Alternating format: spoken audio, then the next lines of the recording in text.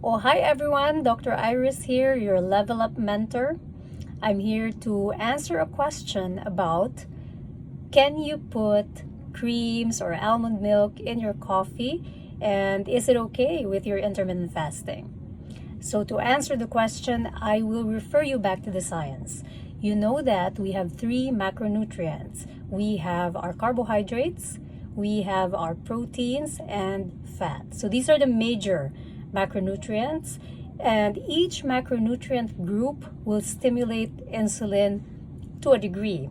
Now, the carbohydrates will stimulate insulin the most, especially the high net carb carbohydrates, compared to the proteins and the fats, which stimulate insulin to a lesser degree, much lesser degree than the carbohydrates. Among the three of them, fat will stimulate insulin the least. And so in this way, if you remember the physiology, insulin is the main hormone that allows for that glucose to get into the cell to be used up. But not only that, insulin is the main hormone that regulates fat storage. So the more that you stimulate insulin, the more that you stimulate this process of fat storage. So following that logic, if you are intermittent fasting and you're taking a no-calorie drink, no artificial sweetener drink like coffee, black coffee, or plain water, or maybe some green tea, and you decide to add something like cream or almond milk, how will that affect your intermittent fasting? Well, if you follow the logic that to a certain degree, fats that are present, for example, in the cream, or carb, the low carb that's present in almond milk, the non-sweetened almond milk. Usually, non-sweetened variety will give you around a little bit over 1 gram net carb in that almond milk. And so there's still that insulin stimulation, right? And so when you stimulate insulin, then it's gonna do that blip that you see in the chart that I frequently show you. And that way, it still has the potential to trip the process of fat deposition.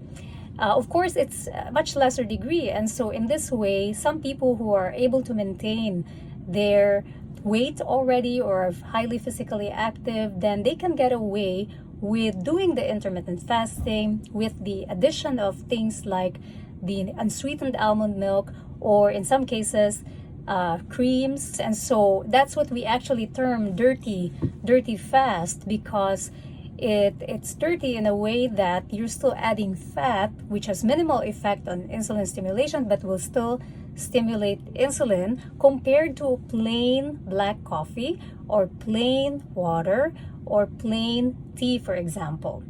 And so I think that the variation here will really depend on, number one, your aim for your low carb ceiling, right? Like if you are completely ketogenic, then that means less than 20 grams a day. And so the addition of that almond milk, which is around 1 gram, will still matter, because you're gonna still eat other things, right?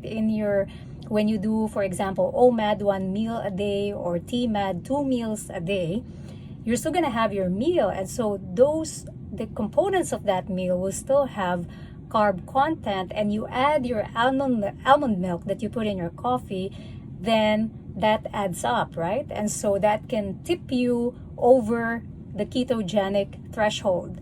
Now, if you're doing moderate low carb, which is 20 to 50 grams, then it gives you a little bit more room.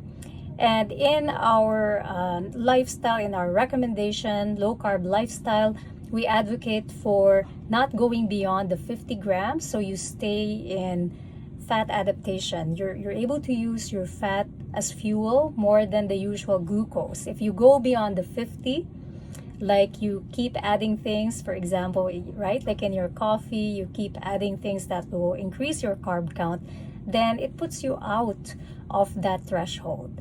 So I hope that this video helped. I hope it helped answer the question. For sure, you can have those things, but be mindful. So you can have, to answer your question, you can have your almond milk, unsweetened almond milk.